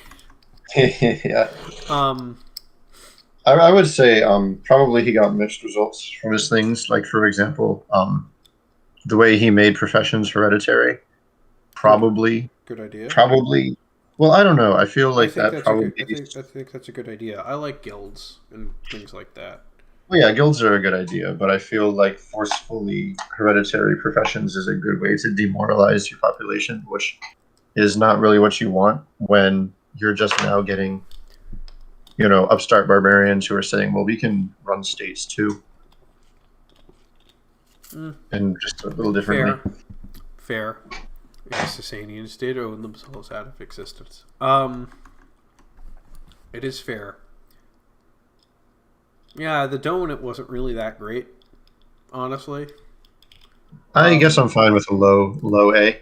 Maybe, of course, after New Kingdom Egypt. it's like really in that bit, and it, like oscillates. Yes, it did have Diocletian, and like a lot of the ideas there were good. You had stuff like the cult of Sol Invictus that was good. That was very good. Well, okay. Here's a piece we're sort of missing with the Dominate. Structurally, it's what enabled Constantine Yeah, and it way gave him later it gave Theodora. Constantine too much personal power.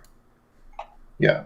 Um, Now that might seem weird because like Augustus had like tons of power. He had systemic power, which is it is a very important distinction, I think, right? Right. Because like personal power is vested in the person, but systemic is in their role. And Yeah, I mean, when you have a systemic power, you have an expectation to act a certain way. yeah, But Augustus was basically emperor because he held like 30 different offices. and And you know, cumulatively, they added up to him running the but state. he was expected to do each office rightly. But essentially you had accrued all this power. It's like the difference. I'm not going to get political, but anyway, yeah, I've now convinced myself of B, mid Cool. B actually at this point. Just for enabling Constantine. Yeah, the dominate, not great. Um, the late Roman Empire. Are we going to be including Byzantines here? No, or is this they're machine? separate. By late Roman, I mean after, the split by what's his name? There were a couple of different splits. The I final think split. The the final. final one was Theodoric between his two teenage sons, Yeah, Theodoric with Honorius and what's his name? Arcadius. I don't know. It's funny that the Eastern one is a lot less famous than Honorius. Yeah. I think Well, Honorius was. because the East held on. I'm pretty sure it was because Arcadius's like mom was running shit or something like that. I think Honorius was actually more competent. Was the funny thing. Yeah. I don't remember. Late Roman Empire.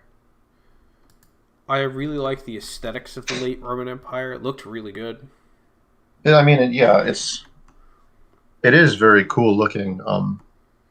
It's kind of difficult to understate or overstate just how on the verge of medieval it was.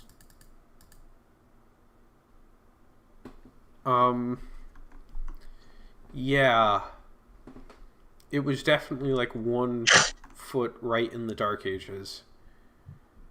Um, and definitely a lot of feudalization going on, where you had like a lot of legionnaires being like hereditary positions that were Mhm. tied to the land, rather than people that took up the job and moved there, which is Right.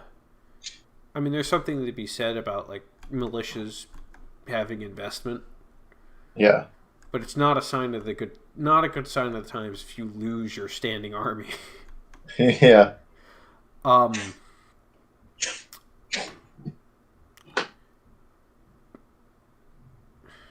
C, maybe Yeah. D I mean, actually. I suppose we can make a distinction between this and the dominate because it's like technically there's not a break between it and the dominate like there is between the dominate and the principate. Um, Well, I but mean, we can. splitting the empire in half and making the majority of like offices semi-hereditary. Yeah. I'd say that's a pretty big break. Um, I mean, splitting the empire in half was like a significant like paradigm shift. Mhm.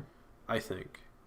I don't know because it was kind of happening naturally with rebellions plus with Diocletian doing it into fours. Mm.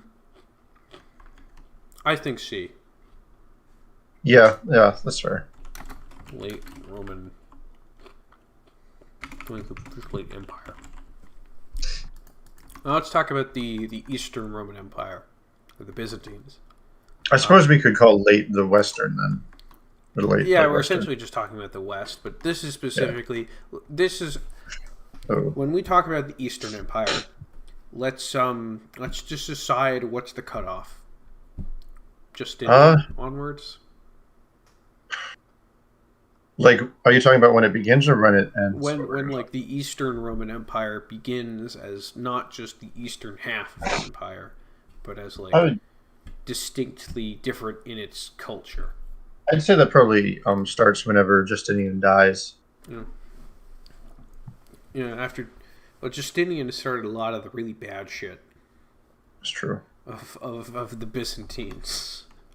Yeah. Justinian, I don't get why people like Justinian, honestly.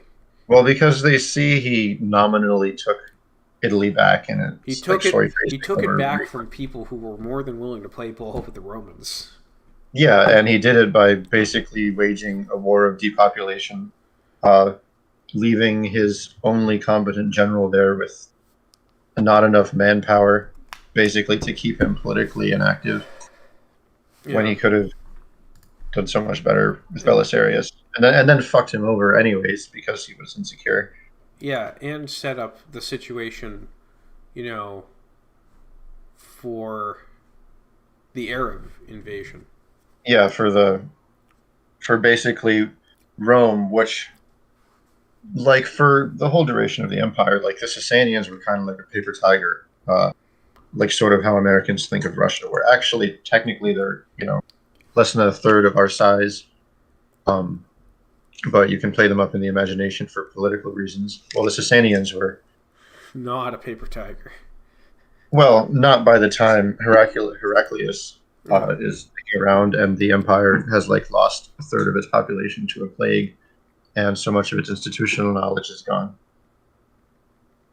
But like the Parthians, they were like way weaker than people would like to think they were, and basically the only time they could beat back Romans was when Romans overextend or make big flaws, big Yeah, mistakes.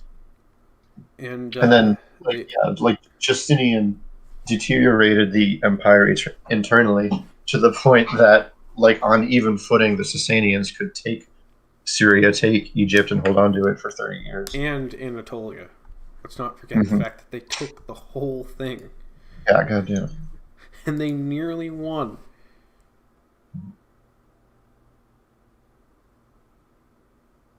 Um, I would like what prevents me from putting the Byzantine Empire D and maybe even E is that they lasted for 1,000 years.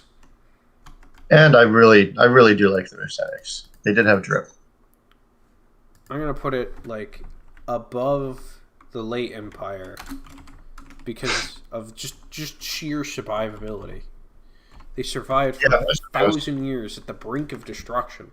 It's like Although half of that was literally just having those walls around Constantinople, Theodoric and then Theodosius really had a lot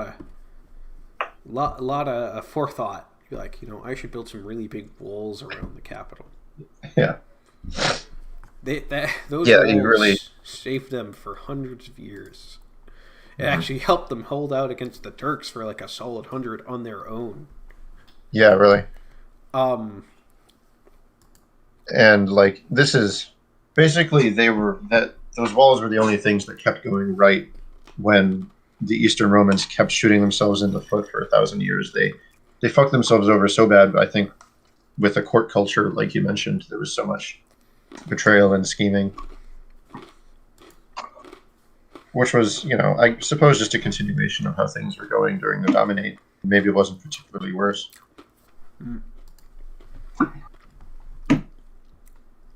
Hello? yeah, yeah.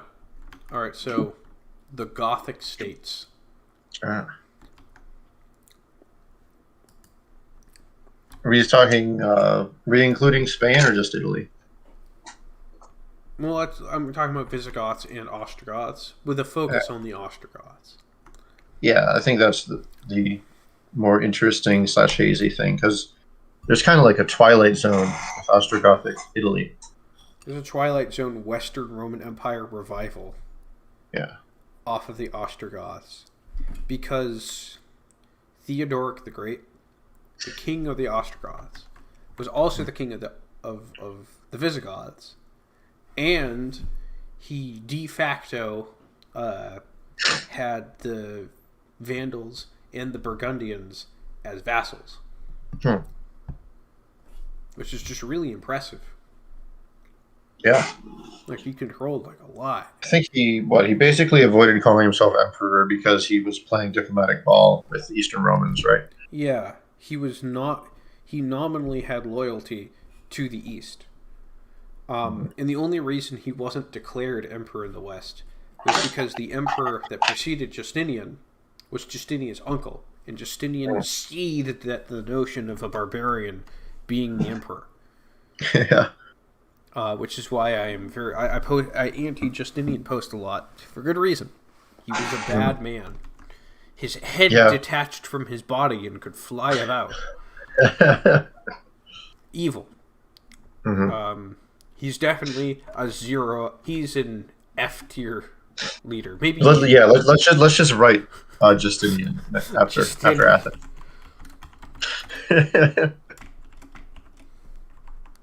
Yeah, Actually, no, that's going to be there his we own go. tier. Angry face tier.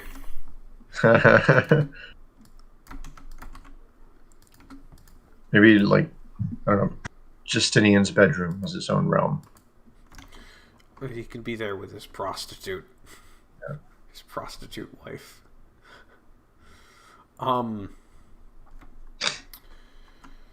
Uh. So the Goths. They were actually kind of like a light at the end of the tunnel Yeah. They preserved a lot of the Roman law. They had a lot of, building programs. Mm-hmm. I mean, as Yeah, they were totally content to they let the Roman machine keep chugging underneath their kingship, just like the Romans were fine doing to the Ptolemaic layer in Egypt. they they prevented the looting of a lot of monuments and whatnot. Oh, Athens is bad because it was essentially representative of all the really bad stuff of democracy, but in uh, minor, in miniature, so to speak. Because you had your demagogues, your idiot citizens, and it's just all there in very small. And everyone that lived in Athens that was smart hated it. Mm-hmm. That is why Why, I Athens. mean, why do you think they were always getting betrayed? Yeah. Um, Trust me, we can trust this highly charismatic guy who says we should go on an expedition halfway across the world. I don't think it'll go poorly. No, sure. Okay, the Goths. They, if not for the fact that they were just completely destroyed, they probably would have slowly rebuilt Roman civilization. Yeah, they would have assimilated for sure. Well, they were already Same way. assimilated by that point, Yeah. basically. They were German in name only Mm-hmm. at that point. I would put them firmly into the high C territory. They were still Christians, and they were still fundamentally a feudal state, but far better than like the Franks or the Arabs. Yeah. And unlike the Byzantines, they weren't constantly stabbing each other in the face or in the back or Yeah. So you need that sort of that Germanic tribal honesty Boon's law as to keep a monarchy functioning. as Theodoric said, only an idiot Roman would want to be like a Goth, but a smart Goth would want to be like a Roman. And it seems that a lot of the Byzantines wanted to be like Goths, basically. That was a thing. Like all their chariot fans, sports fanboys would wear gothic haircuts. I think some emperor actually had to ban that and then like kill all of the Goths in the city at some point in Constantinople. That's ridiculous. That I can't think of a modern equivalent.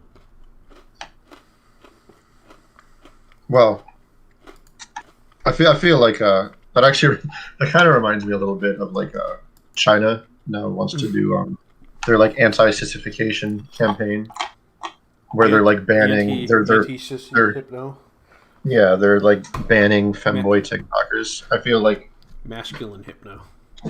yeah, like it feels like that in reverse. Like They should hire some of those grifters online. yeah. The Yeah, Ottomans. Soul Bra becomes a Chinese advisor arc. He starts D. promoting Lao Gan Ma. Lao Gan Ma.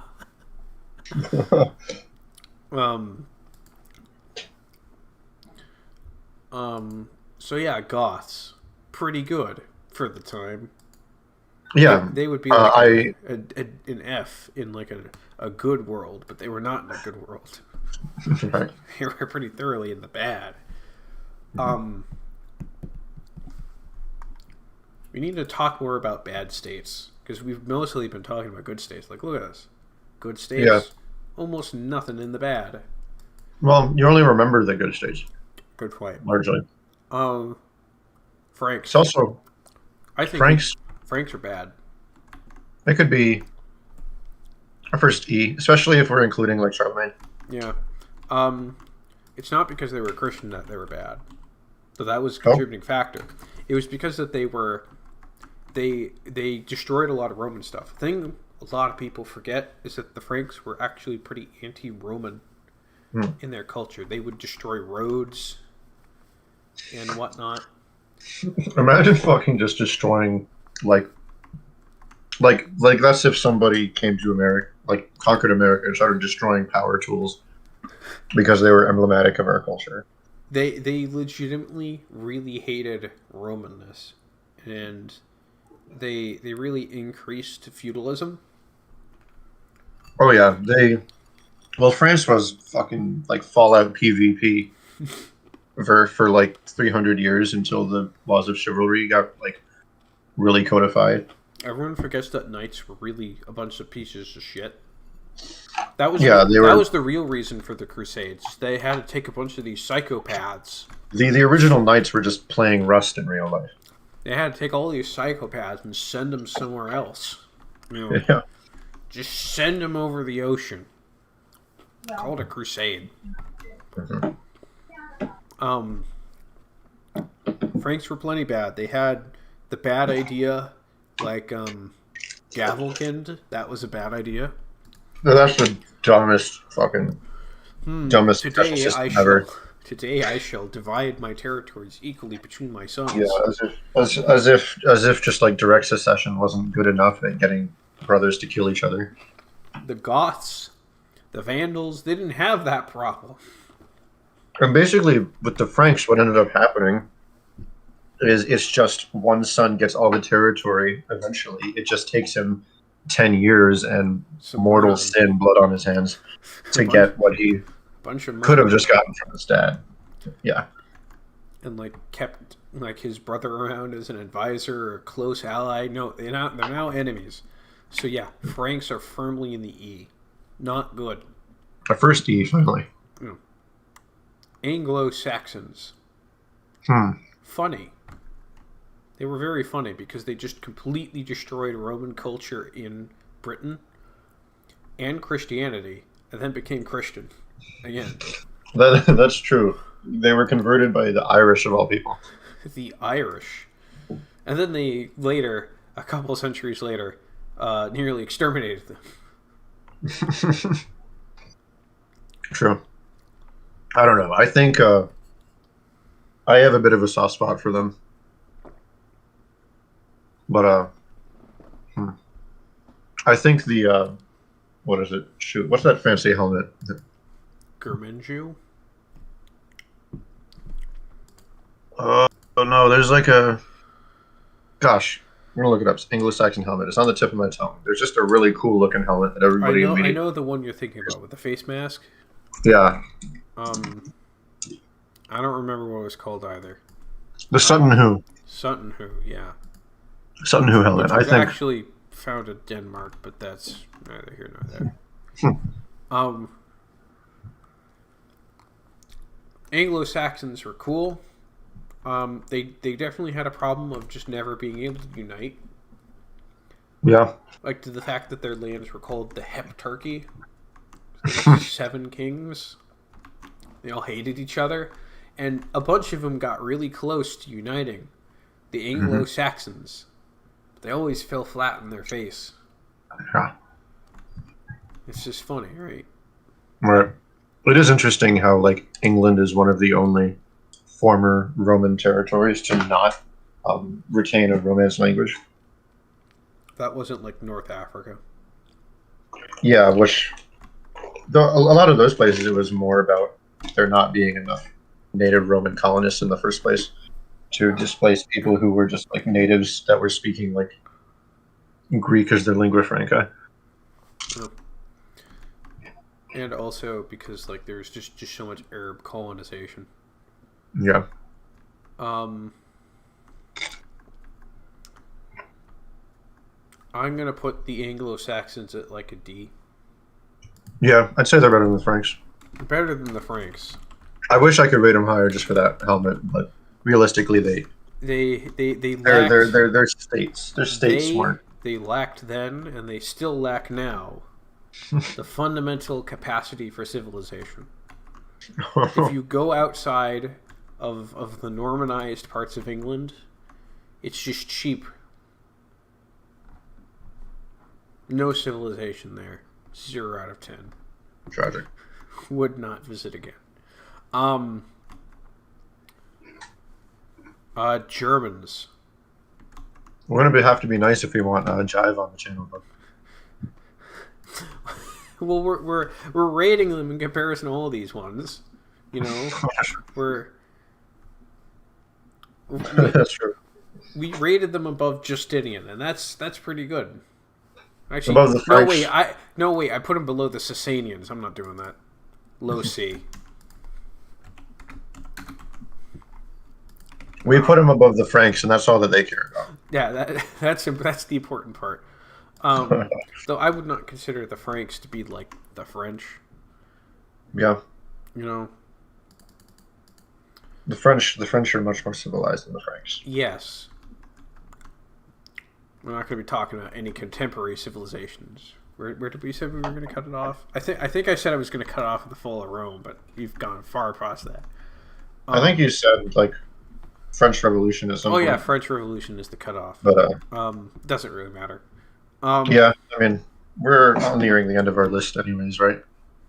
Yeah, I mean we've been going for like what is it? Almost 2 hours now. Nearly 2 hours, or 5 minutes from 2 hours. Let's get like 2 or 3 more in. All right. We can continue this later. I can save it. Yeah, for sure.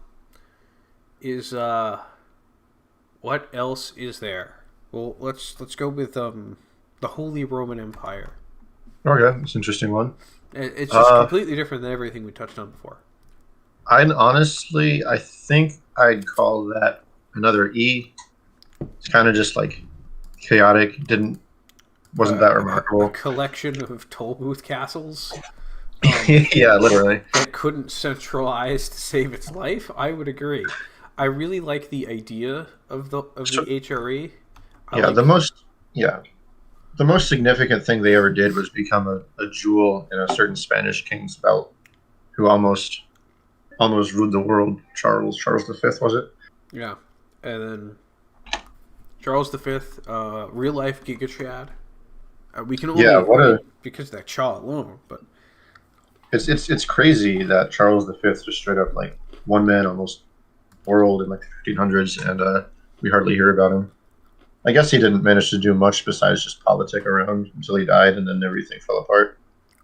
As things do when it's the early modern period.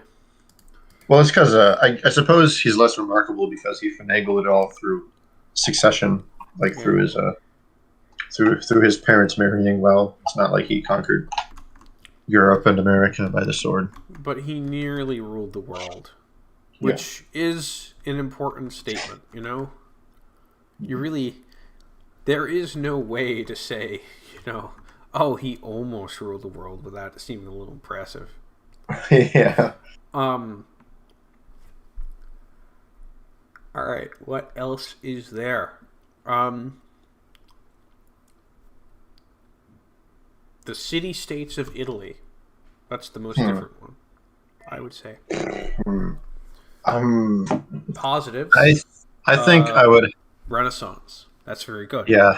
C or D, because they have the same issues as the Holy Roman Empire, except with like even less of a pretense to unity. But culturally, they were certainly important. Well, you see, the biggest advantage to the Italian city-states is that they weren't cold. Yeah. You could reasonably keep your nuts in Italy without having to wear like wool trousers all the time. Mm-hmm. Can't really overstate how significant the Italian city-states were to us because of the whole Renaissance dealio.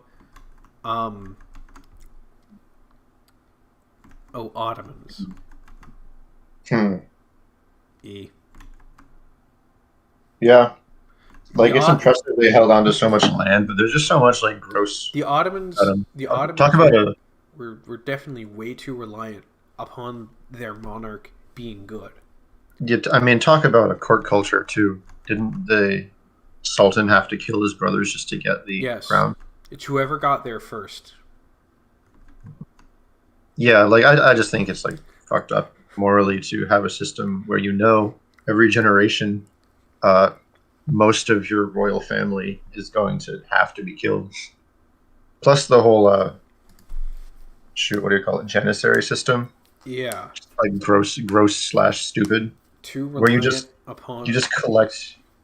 You collect a bunch of Bulgarians enslave them, convert them, and then they still like control you because they're the only like centralized military power. Yeah. Like the Ottomans, their entire government was like a multiplier off of the quality of their monarch. If they had a really Yeah. good monarch, they were unstoppable. Like you see, your the one that conquered, you know, Constantinople, the one that fought the HRE, Right. fantastic Suleiman, the Grim, lots of really good monarchs that were just Hmm. absolutely fantastic, you know, and allowed them to just be unstoppable. But if you had a bad monarch, he was fucked, and they had a lot of bad monarchs, Yeah. a lot of bad court culture. Which I mean happens when you have a harem. You know, so yeah, they are very firmly in E. They're like the platonic form of E, Yeah. basically. Just like a weird, like just a weird state that it's weird that it managed to be as big, And then and I they guess as just sort of enduring. limped along for a couple centuries longer Yeah. after they lost their relevance and people stopped being threatened of them. So the Germans decided to engage in a 30-year war of annihilation. What is it with engaging in 30-year wars of annihilation? I'll never know. But it's I think 30 years is 30 years is how long it takes Saturn to orbit through all 12 signs of the zodiac. Maybe that has something to do with it. that could be it. Anyway, but it's been 2 hours. Very long for talking extraneously. That's true. And boy, does my voice thing get hurt. Um, Yeah, I ran out of water an hour ago, so I yeah, could use a drink. I ran out of my honey soda. Yeah. It tastes pretty good, but it's a bit spicy. Really? Yeah, because it has Is rosemary. there? It has Oh, rosemary in okay. it, which I see. I didn't expect. So Cool. it tastes very herbal. Hmm. Um, but yeah, I think that's it. It was Yeah, enjoyable because we it didn't. was fun. Everyone's been busy. Yeah, hopefully we can Hopefully next time we'll get have the other something dudes with. around Hopefully next time we'll have something more substance, like with more people. more people. Yeah. Um. So we will be seeing you next week probably. So Yes. Adios. Adios to the viewers, and adios to you. all right. Peace.